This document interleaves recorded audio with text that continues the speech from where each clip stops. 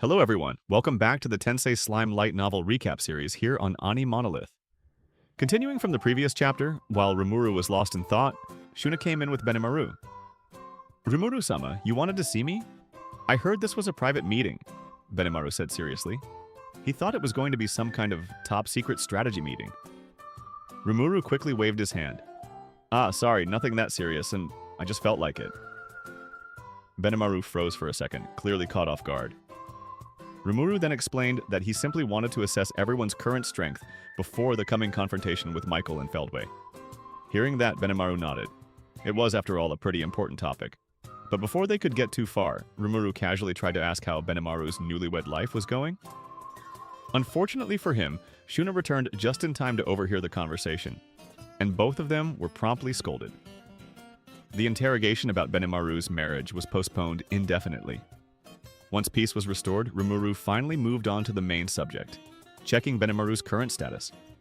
Benimaru's stats: existence value, 4,397,788.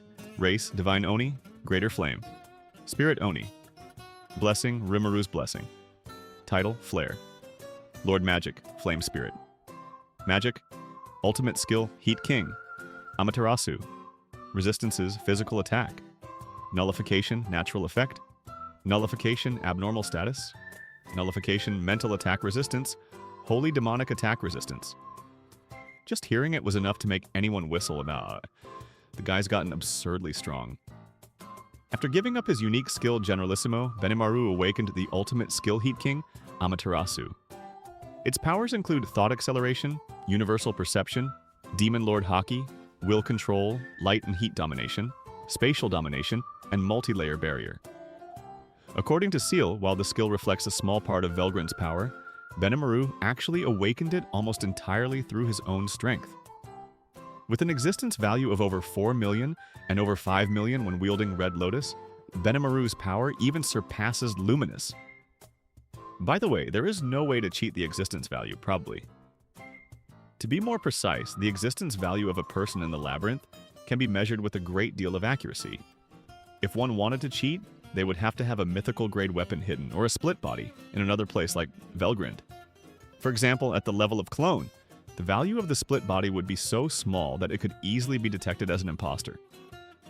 Outside the labyrinth, one could cheat all they wanted, but entering the labyrinth was like soaking one's head in a full hot spring. They could not escape Ramirez's appraisal. Ramirez is very talented in this aspect, but she also has her regrettable aspects. In short, she does not understand what she can or cannot do. The reason why I am able to make measurements like this is because someone once said, "It would be nice if we could make accurate measurements in a chat." I think it was Shinji who said it, but Ramirez's reply was, "It's possible." At that time, I heard that there was a delicate atmosphere in the room. Everyone must have been thinking, "I wish she had told us earlier." If that was the case, then we could have measured the existence values of not only Luminous, but also Guy and Velzard-san. Also, if we had measured Dino's presence, then we would have realized that he was much stronger than his appearance suggested. Anyway, even though EP is just a reference number, it's still a very useful indicator of strength. Judging from the readings, Rimuru concluded that Benimaru could easily stand toe-to-toe with the 3 Phantom Commanders, or even Dino. Among the million-class beings, Benimaru clearly ranked near the top. A dependable right hand indeed. There was just one mystery left. "Wait," Rimuru asked. "Don't monsters usually get weaker after having kids?" Benimaru nodded. "That's true. I lost a lot of magicules after my child was born." "Then how did you get stronger?" Benimaru laughed awkwardly. Haha. Honestly, I have no idea." Rimuru wasn't buying it. "Seriously? You don't know? Even Souei's been asking me about it. I wish I knew myself." Rimuru found it strange. Among the many monster races, none had reported getting weaker after marriage or childbirth, but theoretically, higher-ranking monsters should experience greater loss. That made it a potential issue for the future. One Rimuru would need to study carefully.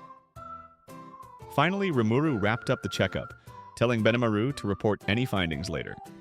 And just like that, the meeting with Benimaru ended. After Benimaru left the room, it was Souei's turn to come in. Once he was seated, Rimuru immediately started complaining. "Souei, you really shouldn't tease Benimaru so much." Souei gave a faint smirk. "That guy's always been a late bloomer in weird ways. I figured if I didn't say something, he'd stay clueless forever. Rimuru sighed. Fair point. Before Benimaru had a child, he couldn't evolve into a true demon lord. Souei had been so anxious about it that he kept urging Benimaru to hurry up and get married, and even pushed him to have a kid right after. Apparently, he'd even offered to help, though Rimuru preferred not to ask what that meant. With that small talk out of the way, Rimuru shifted the conversation back to business, checking Souei's current condition after his evolution, which had been influenced by Benimaru's own transformation. Souei's updated status, existence value, 1,281,162.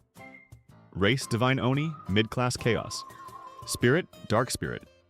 Oni Blessing, Shadow of the Flare. Lord Title, Dark Shinobi. Magic, Dark Spirit. Magic Ultimate Gift, Moon King. Tsukuyomi. Resistances, Physical Attack.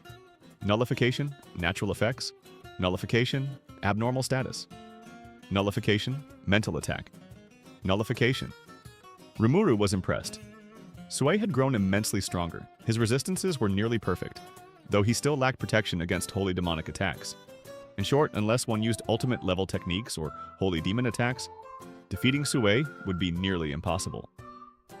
Ciel explained that Souei's new ability, Moon King Tsukuyomi, was an ultimate gift personally designed by her. It granted him an impressive range of powers: thought acceleration, universal perception, Eye of the Moon, insta-kill, ultra-speed movement, mental manipulation, parallel existence, spatial manipulation, and multi-layer barrier. Rimuru blinked in surprise. Wait, you can even use parallel existence now? Souei nodded calmly. Yes, I can't use multiple bodies at once like Velgrant-sama, but even one is more than enough. That alone was already terrifying. With parallel existence, Souei was practically unkillable. But the most intriguing part was the Eye of the Moon.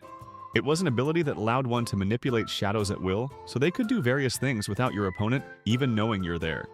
It was characterized by its wide range to the point that a whole town could be put under its influence. In addition to being specialized in gathering information, this ability could also be used for assassination.